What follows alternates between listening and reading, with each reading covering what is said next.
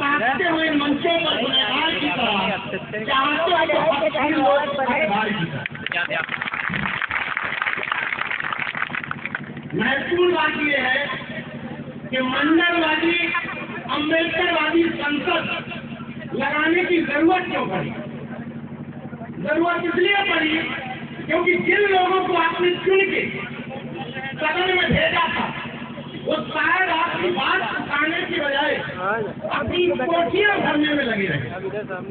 इसलिए इस मंडलवादी और अम्बेडकरवादी संसद के माध्यम से हम ये नहीं कहना चाह रहे हैं कि आप किसको वोट दीजिए, लेकिन ये कहना चाह रहे हैं कि वोट उसी को दीजिए जो मंडलवादी हो और अम्बेडकरवादी हो।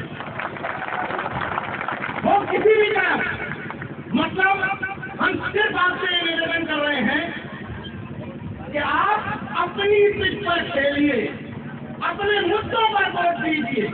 अभी देख रहे हैं जरा सी पिच आपने डिसाइड क्या की, बड़े बड़े सामंती और मनुवादियों के चेहरे लटक गए। हल्की सी कुछ डिसाइड की गई, हल्की सी बच्चे अभी पूरी तौर पर खुलकर आए भी नहीं, लेकिन एक इशारा भर दिया। एक पार्टी के मुखिया ने कहा कि हम टूट रहे हैं और सामने सामंती और मनुवादियों की साथी टूट गई। सोचिए शब्द में कितनी ताकत थी। इसका मतलब अगर आप ये डिसाइड कर लेते हैं, मैं उन पर प्रहार करने से ज्यादा आप लोगों से पूछने आया हूँ कि इस बदलाव की मुहिम में चलता रहेगा। इन्होंने ये कर दिया, इन्होंने ये खत्म कर दिया, ये डूब रहा है, ये हो रहा है। मैं पूछता हूँ कि जिम्मेदार कौन है? अगर इस बदलाव की मुहिम में यहाँ बैठा हुआ कोई शरीक नहीं है, शामिल नहीं है, तो वो खुद उतना बड़ा गुनहगार है जितनी खाना चाहते हैं। इसलिए बुलडोजर पर सवाल उठाने से पहले, सरकारों की तहबंदी करने से पहले, विधायकों, सांसदों, नकारे ब्यूरोक्रेट पर सवाल उठाने से पहले खुद से सवाल करो कि जब संविधान खत्म हो रहा है, जिस तरह निजीकरण के माध्यम से जेल वेल जेल वेल सब कुछ बेचा जा रहा है, तो उस समय तुम कहाँ थे? तुमने विरोध क्यों नहीं किया? तुम उस समय अपनी अपनी जातियों में मसीहा खोज रहे। आज जो लोग चंद्रशेखर भाई को मसीहा मानते हैं, गलत बात बोल दिया मैंने, चंद्रशेखर भाई को मानते हैं कि भाई अच्छा नेता, चंद्रशेखर आजाद अच्छा काम करेंगे, बहुजन एजेंडे पर चलेंगे। मैं दावा करता हूँ कि चंद्रशेखर आजाद हो या अंते स्टालिन, अगर चुनाव लड़ने आ जाए वाराणसी से, तो पहले जाति खोजो कि किस जाति का है। जिसकी तारीफ करते हो उसकी जाति खोजने लग जाते हैं। और मैं अपने लिए करने आया हूँ कि इस सामाजिक न्याय की मुहिम में ये देखो कि हमारे लिए लड़ कौन रहा है, हमारे मुद्दे कौन उठा रहा है, आंदोलन कौन कर रहा है, हम उसके साथ खड़े रहेंगे। और वरना वही मंचों से होगा, बहेलिया आएगा, जाल बिछाएगा, हमको फंसाएगा, और होता क्या है, चुनाव से पहले झोली वाला बाबा आता है, जुमले सुनाता है, राशन बंटवाता है और हम फंस जाते हैं। और फिर इलेक्शन के समय फिर से यही राग लाते हैं। इसलिए उन पर उंगली उठाने से पहले खुद पर उंगली उठाओ। जो पहले देश के जागरूक है, गौर तो सुनिएगा इस बात को, जो पहले देश के जागरूक है कि भैया हम अभी अभी अम्बेडकरवादी हुए, अभी अभी मंडलवादी हुए हैं, अभी अभी सरदारवादी हुए, उनसे मुझे कोई दिक्कत नहीं जो अभी भी हुए। लेकिन जो एक टैग लेके घूम रहे हैं कि 10 साल से 30 साल से अम्बेडकरवादी हैं, 30 साल से हमको बाबा साहब को मानते हैं, तो तुम तो कम से कम जातिगत दायरे से बाहर निकल जाओ। कम से कम अब तो संत गाड़े को अपना मान लो। कम से कम अब तो कह दो कि झलकारी बाई भी हमारी है, शिवाजी भी हमारे हैं, पेरियार लड़ाई भी हमारे हैं। ये क्रॉस कनेक्शन करना पड़ेगा। अभी भाई ने मंच पे टोका इन लोगों को, माइंड सेट है कि लक्ष्मण यादव है तो पेरियार लड़ाई ही देंगे, चंद्रशेखर है तो डॉक्टर अम्बेडकर ही देंगे। समझ जाओ भैया, समय है। चंद्रशेखर भाई को तय कर दो कि डॉक्टर अम्बेडकर दो या न दो, लेकिन पेरियार लड़ाई जगदेव बाबू रामचंद्र वर्मा जरूर दो। बदलना पड़ेगा, ये वक्त की जरूरत है। और मुझे गर्व है इस बात चंद्रशेखर भाई, मैंने अपने विश्लेषण में कहा भी, अमूमन मंच पर तारीफ करने की आदत नहीं है, याद आ गया तो बता देता हूँ। भोपाल में जो आयोजन हुआ, मैं चुनौती के साथ कह रहा हूँ कि मैंने अपने जीवन में नीले झंडे वाला कोई कार्यक्रम आज तक नहीं देखा जहाँ पर लाइन से नीले नीले झंडे लहरा रहे हैं दूर तक, और वहाँ 31 मुद्दों में पहला मुद्दा जातिवाद है। ये है बड़ा बिल, ये है बहुजन यूनिटी की अप्रोच। वरना ज्योतिबा फूले और डॉक्टर अम्बेडकर जयंतियां भी अलग अलग मनती हैं। तो जो लोग ज्योतिबा फूले 11 अप्रैल और 14 अप्रैल अलग अलग मनाते हैं, वो बहुजन एकता के दुश्मन हैं। इसलिए मंच से तय कर लो कि संत शिरोमणि रविदास और शिवाजी जयंती एक साथ मनेगी, ज्योतिबा फूले जयंती और बाबा साहब अम्बेडकर जयंती एक साथ मनेगी, और कोई अलग अलग बनाएगा तो वो बहुजन यूनिटी का दुश्मन होगा। क्यों कह रहा हूँ ये बात?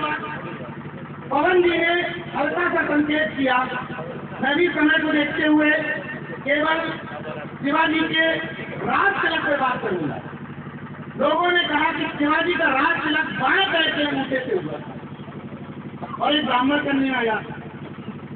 इस तरह की बातें इसलिए प्रचलित की जाती है कि तुम्हारा व्यक्ति महान कैसे, जिस व्यक्ति को ये नहीं पता कि कबीरदास जी का जन्म कब हुआ था। अभी एग्जैक्ट डेट खोज करके बता दो, कुछ चुनौती देता हूँ कहीं भी लिखी हूँ, तो ये नहीं बता पाता कि कबीरदास जी का जन्म किस सन में हुआ था, डेट से छोड़ दीजिए। उसको ये पता है कि विधवा ब्राह्मणी के घर से हुआ, सन नहीं पता, लेकिन विधवा ब्राह्मणी के घर से हुआ था ये पता। जिसको ये नहीं पता कि शिवाजी की एक्चुअल डेट ऑफ बर्थ क्या है, वो ये बता देता है कि शिवाजी के गुरुदेव कौरव थे इसलिए महान थे। तुम्हारे चंद्रगुप्त मौर्य महान कैसे? हमारे चाणक्य की वजह। समझ रहे हैं? पॉलिटिक्स हर एक समाज निर्माता, राष्ट्र निर्माता के साथ साथ इन्होंने एक अपना व्यक्ति फिट किया ताकि शिवाजी के वंशजों का स्टोरी न जाए, शिवाजी के वंशजों को यह पता न चल पाए कि शिवाजी पहले बहुजन प्रतिपालक राजा थे, हिंदू राजा सम्राट नहीं थे। शिवाजी बहुजन प्रतिपालक राजा थे। शिवाजी के किस विभाग के प्रमुख मुस्लिम थे, रामेश्वर पवन जी ने आपको बता दिया। मैं उसकी नेक्स्ट बात बताता हूँ। शिवाजी की माता जीजाबाई यादव कुल से थी, जिनको आप यादव भी मान सकते हैं, कुछ लोग महाल भी कहते हैं, बाबा साहब की कम्युनिटी का, कोई दिक्कत नहीं। और शिवाजी के पिताजी भोसले कुल से थे, जिनको उत्तर प्रदेश के कुल अपना कहते हैं। तो शिवाजी इसलिए इतने वीर और महान हुए क्योंकि शिवाजी अंतरजातीय विवाह की संतान थे, इसलिए पराक्रमी। और उस दौर में अंतरजातीय विवाह हुआ था, उस दौर में सोचिए, तो अंतरजातीय विवाह बहुजन एकता के लिए पहली सीढ़ी है। और अगर पराक्रमी संतान शिवाजी की तरह पैदा करना चाहते हो तो अंतरजातीय विवाह के कॉन्सेप्ट में जाना होगा, तभी बहुजन एकता बन पाएगी। और जो लोग शिवाजी के बाएं पैर से अंगूठे से रोना रोते हैं, मैं चुनौती देता हूँ इस मंच से कि देश का कितना भी बड़ा इतिहासकार ले आओ, वो मामजी देशमुख एक इतिहासकार हैं, महाराष्ट्र के मामजी देशमुख। उन्होंने एक पुस्तक लिखी है मध्ययुगीन भारत का छुपा इतिहास, मराठी में है। उन्होंने चुनौती दी है महाराष्ट्र के सभी इतिहासकारों को कि शिवाजी का राज तिलक बाएं पैर के अंगूठे से नहीं, बौद्ध पद्धति से हुआ, बौद्ध रीति से। और मैं बताता हूँ क्यों ऐसा हुआ होगा। मैं उस समय था नहीं, मैं कोई इतिहासकार नहीं हूँ, लेकिन परिस्थितियां बताती हूँ। सोचो कि वो शिवाजी जिसकी माँ जीजाबाई अपनी सेना में महान सैनिकों को भर्ती करती, वो शिवाजी जो अपनी सेना में एक खाना केवल एक जाति लड़ेगी, शिवाजी ने 65 जाति के लोगों को अपनी सेना में शामिल किया। पहले मावला कहलाते थे, फिर मराठे कहलाए। मराठा कोई जाति नहीं है, हर लड़ने वाला वहां मराठा होता था। तो वो शिवाजी जो अंतरजातीय विवाह से पैदा हुए, वो शिवाजी जिन्होंने अपनी सेना में 65 लोगों को शामिल किया, वो शिवाजी जिनके गुरु संत तुकाराम ब्राह्मणवाद के घोर विरोधी, वो शिवाजी जिन्होंने मनुस्मृति के नियमों को तोड़ते हुए आनंद भास्कर कुलकर्णी का गला काट दिया था बड़ी अदालत में, याद है। वो शिवाजी जो अपनी सेना में सबसे ज्यादा मुस्लिमों को रखते थे, वो शिवाजी का राज तिलक करने की हैसियत किसी टेढ़े लूढ़े लंगड़े ब्राह्मण की हो सकती है? बताइए, आपसे सवाल पूछता हूँ। इस मंडेलवादी अम्बेडकरवादी संसद से पूछना चाहता हूँ, क्या हैसियत थी उस शिवाजी के सामने? बताइए, नहीं थी। ये कहानी इसलिए जोड़ी गई कि आपको भीमा कोरेगांव याद न रहे, आपको मक्का और झाड़ू याद रहे। मैं आप लोगों से कहना चाहता हूँ, किसी मंच पर किसी बच्चे को बहुजन समाज के झाड़ू और घोड़े बने हुए घड़े की कहानी मत बताना।